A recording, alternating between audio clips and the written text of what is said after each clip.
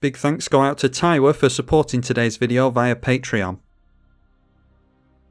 Atraxa Grand Unifier versus Joda Archmage Eternal. And yeah, Atraxa versus Hazazon this time, and that's a 2-lander with a Mox, so we keep that one. Okay, we draw into a Gilded Drake, so could go for the Mox here. This one we get rid of a permanent from our hand, probably the Lauren. So let's go for some green mana with the Wooded Foothills. Play a Tropical Island to get into some blue mana.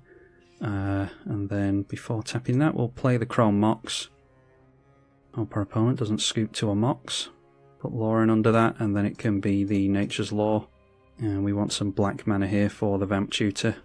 Okay, now our opponent just playing out a land and passing. There's Krosan Verge here, so likely going to be cracking that next turn.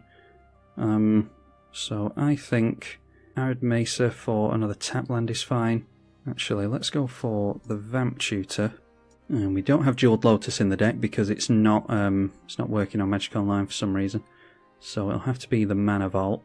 Oh, and actually what I should have done is played and cracked Fetch for black mana first, because we could have drawn into it with Baleful Strix. Oh well, we'll just play out a Flooded Strand. We'll go slow here. Our opponent did ask for a no CEDH game. And this is absolutely not CEDH, but what people often refer to as CEDH is don't do anything before turn 10. So I'll go a bit slow against my opponent by accident, and works out nicely when someone doesn't want to play against a powerful deck. So we see a Spring Bloom Druid from our opponent for a little bit of ramp. Haven't seen a Desert from our opponent yet. And sacrificing the Riftstone Portal is the obvious move there, because their lands will tap for Celestia now. And they fix their colours, get themselves into a mountain. So not going to crack the fetch yet because we want to draw into the Mana Vault. And we'll crack the fetches now that we've drawn into it. Get some untapped lands into play. And then we use the Moxen to get down at the Mana Vault that we tutored for last turn. And it's a turn 3 Atraxa Grand Unifier, which is pretty damn good. So that's an ETB that comes down, and we can choose between a bunch of permanents here, so can just be Verdant Catacombs, I think is fine for the land. Sylvan Library for the enchantment, that's the only one there. Counterspell's probably a good idea for the instant. A Dam for the sorcery. And then Eternal Witness as opposed to Reclamation Sage, I think. So we jump back up to 7 cards in our hand, and we're looking to hit our opponent for commander damage next turn. Obviously going to take us 3 hits, but until they get flyers in the way, they won't be able to do anything about it. My opponent's saying that he should have bought this during the pre-sale because it was going for $10. Yeah, this commander, everyone online at least, I mean, this is what people do online, isn't it? Everyone was bitching about it, saying how much of a disappointment it was, and it was nothing like the original Atraxa, and it's way worse, and blah blah blah. And yeah, everyone's changed their tune now that they've seen some actual capable players come along and show you how good it is. I'm not even saying that to make digs, it's just that you see a lot of analysis online during spoiler season, and a lot of the people online on Twitter and Reddit and places like that, frankly, aren't very good at analysing cards. So you need to be careful who you listen to online, and yeah, the popular Magic the Gathering and Commander people that are on social media aren't necessarily very good at analysing cards. It's just something to bear in mind. This is one that people definitely got wrong.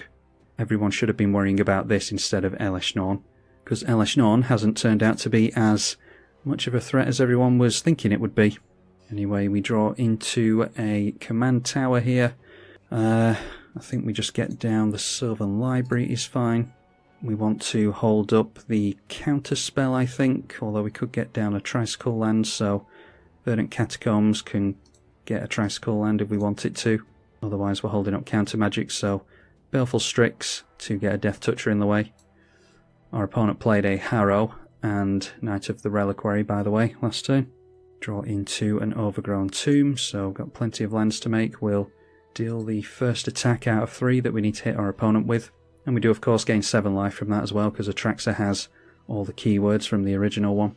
Krosan Verge being cracked now, so unfortunately it looks like our opponent's going way too slow, but could still get rid of the Atraxa. 5 cards in hand, could have a Swords or something. Grabbing themselves a Shock land and a Tricycle land. then cracking a plains to search up a land, and Knight of the Reliquary grabs them Field of the Dead, so they've got, does it tell us how many lands? Nope, they've got 4, 5 and 6, so next turn if they get into a different land name, then they'll be able to start triggering that. It's often said, I mean everyone always points it out to me if I haven't pointed it out in the video myself, so I'll repeat myself, as I always feel as though I am doing. If you mix up the basics between snow and regular basics, then you're more likely to trigger Field of the Dead. So going half and half between snow and regular basics is probably the way to go. Might be our opponent has done that, but has just been unlucky getting into all snows. Anyway, get out another Tricycle land with the fetch, seeing as how we didn't need to use the counterspell. They threw down a Druid class, by the way. Okay, so going to take a ping to the Mana Vault, going to likely take 8 to the Sylvan Library as well, because not really worried about losing life thanks to Atraxa being in play. So keep the Beast Within, keep the Ephemerate, and the Factor Fiction of course. Throw out a Command Tower, and I think we're fine to just swing in at our opponent here. We'll swing in with just the Atraxa, hold back the Death Toucher. They go down to 21 points of commander damage next turn. And then just to get a card out of our hand, I think we're fine to go for the Gilded Drake here. So we'll go down to 7 in our hand and steal away the Gilded Drake. And now we have just put a flyer in the way of our Atraxa, but we can blow it up with the Beast Within, so not too worried about that. Seeing Hazazon, Shaper of Sand. Yeah, I haven't seen a single desert yet, unfortunately. We're not likely to see one thanks to getting rid of the Knight of the Reliquary. As soon as I say that, our opponent manages to play one, so Sun-Scorched Desert enters the battlefield, 1 damage to a player or planeswalker, that's fine. Okay, and the game just randomly ended there. I've just been kicked out into the lobby, that's weird. Yeah, so, well, we'll assume that I was just swinging in for lethal next turn. Our opponent would have made some Sand Warrior tokens, I think they're called. Wouldn't have had any flyers in play thanks to our Beast Within, so we just hit them for lethal next turn. Yeah, we'll try another game in which that doesn't happen. Up against Chew Lane this time with nothing with regards to ramp. I bet Chew Lane is going to have plenty of control for us. We'll mulligan that. Okay, gets us into a Vamp Tutor at least. Mystical Tutor could go for some ramp on turn 2, so we'll try that. Get rid of the Strip Mine, and we just play out an island here ready for the Mystical Tutor. Could just do that now actually, so that our opponent isn't likely to counter us on that.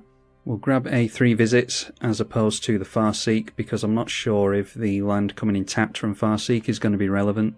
Our opponent drops a tap land, so we draw into the 3 visits, we shock in the Temple Garden, and then we grab ourselves a Bayou with the 3 visits so that we can hold up the Vampiric Tutor. Yeah, let's go Vamp Tutor now, once again, so that they can't counter that. And do we just go for the Mana Vault again? Yeah, it's a shame that we don't have access to the Gilded Lotus, but Mana Vault is almost just as good, so put that on top of our library. Yeah, and our opponent's shocking in a Breeding Pool there, but not going for any counterspell being held up, so instead playing out a Coiling Oracle and getting themselves into another land. And we draw into the Mana Vault, so don't have any artifacts to blow up here. Might as well just get that in tapped, and we'll play out the Mana Vault and hope that our opponent doesn't blow it up. If our opponent does blow it up, then we're looking like we're in a pretty bad spot here. Could have hoped for a land next turn, play a land, Mana Vault, and play out our commander straight away, but yeah, it's it's paid off for us here. They drop a Soul Herder and a Dryad Arbor, 5 cards left in hand, and they ping us for 1. Then Soul Herder going to flicker the Coiling Oracle. And they did manage to get themselves into another land in an island. So, don't often see Force Spike anymore, but yeah, they could have a Force Spike for us. Have both Lauren and Rexage in hand now. And let's just cast ourselves an Atraxa. That comes down straight away, so now we get to grab a bunch of stuff. Field of the Dead is probably a good idea. Although, do we want to be playing tap lands this early on? Definitely want the Fierce Guardianship to protect our commander. Only a few Planeswalkers in the deck, so we take Ashiok, take a Demonic Tutor for the sorcery, and it's between Foundation Breaker and Solitude. We take the Solitude because we've got enchantment and artifact removal in our hand already. So I'm not going to be doing too much of anything next turn, but I think Field of the Dead in the long run is going to do some good work for us, so say done there, and play the Field of the Dead, because we haven't made a land yet, and that's us done. And our opponent just holding up mana here, so that's 5 and 6 mana. Flickering the Coiling Oracle again, puts a plus counter on the Soul Herder and does not get our opponent into a land. This time it is the Karmic Guide. Alright, we get into a swamp, get 1 damage dealt to us by the Mana Vault, so we do have a land to play this turn, which is good. Do we go for Solitude for free onto the Soul Herder? Yeah, I think that's alright here. We've got the Reclamation Sage, so get rid of the Lauren. That can exile Soul Herder, so that they can stop flickering things. And now they've got something in response, seemingly. An Eerie Interlude, we will go for the counter on Eerie Interlude. And if they want to get rid of our Atraxa, then they can do. We'll just replay it at some point. Alright, they've got a negate, so that's good to get out of their hand. That means that we're looking at a Demonic Tutor this turn, and likely throwing down the Teleportation Circle, I think it's called. So Solitude not successfully exiling anything, but what we can do here is go for Demonic Tutor and hope that there's no more counter magic from our opponent. That seems to be going through very quickly, so I don't think they've got any more counter magic. We'll play Teleportation Circle, and this will obviously flicker our commander after we've already swung in with it, assuming that they don't have a means of removing it. Could have done that during the second main, I suppose, because if they're going to remove it, they'll do it during combat, because they don't want to take commander damage, but doesn't look like they've got anything. So we grab the card advantage from the Atraxa, and Teleportation Circle next turn can maybe untap the Mana Vault. Our opponent's stuff comes back in off the Eerie Interlude, so they reveal their own Teleportation Circle. Okay, so now we've got a choice between counter spells. Sylvan Library is the only enchantment there. We've got Eternal Wanderer for flickering.